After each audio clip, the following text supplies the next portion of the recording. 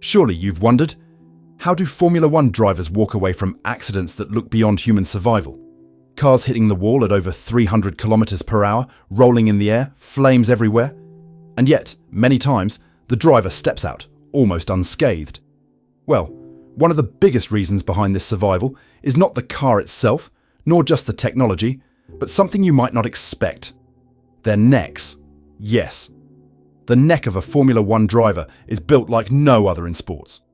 And today, we're going to uncover why F1 necks are literally from another world. Understanding G-forces. In Formula One, the human body is constantly pushed to the limit. The key word here is G-force. So, what exactly is a G-force? In simple terms, 1G is the force of Earth's gravity that pulls us down. If you're sitting right now, you're experiencing 1G. But Formula One drivers, they deal with 5 to 6 Gs regularly.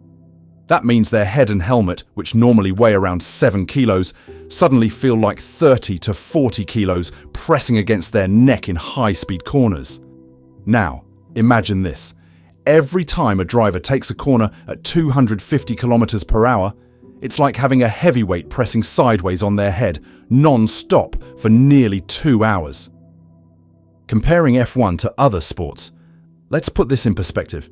In boxing, when a fighter gets punched in the head, the impact force usually reaches between 4 and 5 Gs in a single hit. Painful, powerful, and often enough to knock someone out. Now compare that to a Formula One driver. A single corner can put 5 to 6 Gs on their neck. And they don't experience this once, but dozens, even hundreds of times during a Grand Prix. And if we look at fighter jet pilots, they experience around 8 to 9 Gs in extreme maneuvers. But here's the catch. They wear G-suits that help their bodies cope with this insane pressure. Formula One drivers? No G-suit, no extra protection. Just raw human strength, pure training, and a neck designed to resist forces that would make most people black out instantly. But unlike pilots or boxers, F1 drivers need not only survival strength, but endurance strength. A strong neck isn't just protection against injury. It's what keeps the helmet steady, the eyes locked on the apex, and the brain focused. Without it, concentration fades, reaction time slows, and performance collapses. A dangerous history. But the need for strong necks isn't just about comfort. In fact, Formula One's history is written in tragedy. Decades ago, crashes were almost always fatal. The sport was extremely unsafe, and survival was rare. Even legends like Ayrton Senna, one of the greatest drivers in history, lost his life after a devastating accident in 1994. Every single fatality brought changes, improvements, and new technologies. One of the most important inventions was the HANS device, the Head and Neck Support System. Introduced in the early 2000s, this device connects the driver's helmet to their shoulders, reducing the chance of fatal neck injuries during crashes. Still, despite all the safety advancements, Formula One remains one of the most physically demanding sports in the world. Because safety systems can protect a driver in a crash, but it's the neck that protects them lap after lap, corner after corner. The hidden physical challenge. Most people think driving an F1 car is just about pressing the accelerator and braking. But the truth is, it's a brutal physical challenge. Drivers burn up to 1,500 calories per race, lose several liters of sweat, and most importantly, their muscles, especially their necks, are constantly on fire. To prove this, just look at footage from reserve drivers or rookies during testing. Many of them struggle to keep their heads straight. Their necks give up after a few laps, and you can literally see their helmets tilting with every corner. Now compare that to experienced veterans like Fernando Alonso or Lewis Hamilton, whose heads remain rock steady no matter the G-forces. That difference? It's years of neck training, endurance, and adaptation. And here's something even more fascinating.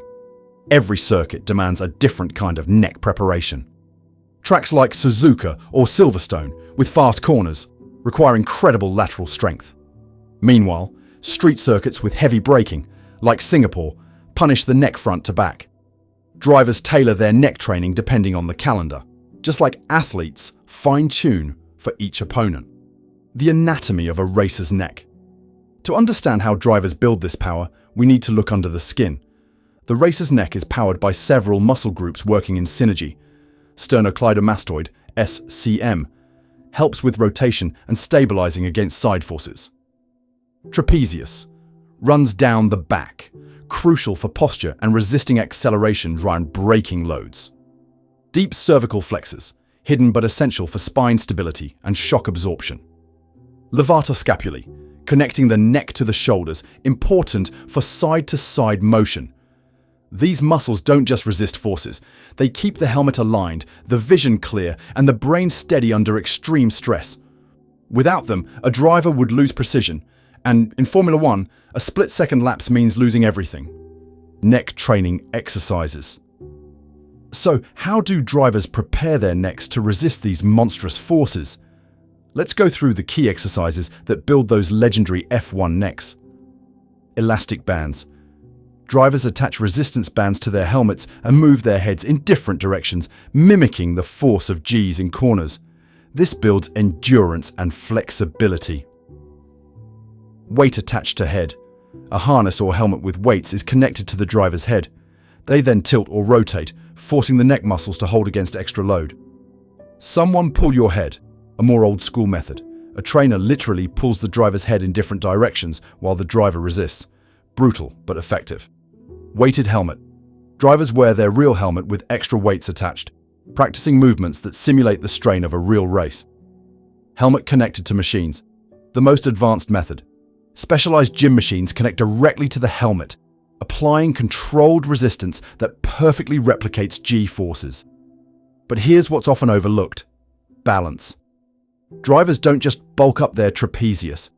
They train the deep stabilizers to protect the spine, use mobility drills to prevent stiffness, and stretch religiously to avoid injuries. This combination of strength, endurance, and flexibility is what makes their necks virtually indestructible. Neck size and comparisons. Want to see the results of this extreme training? Just look at their necks.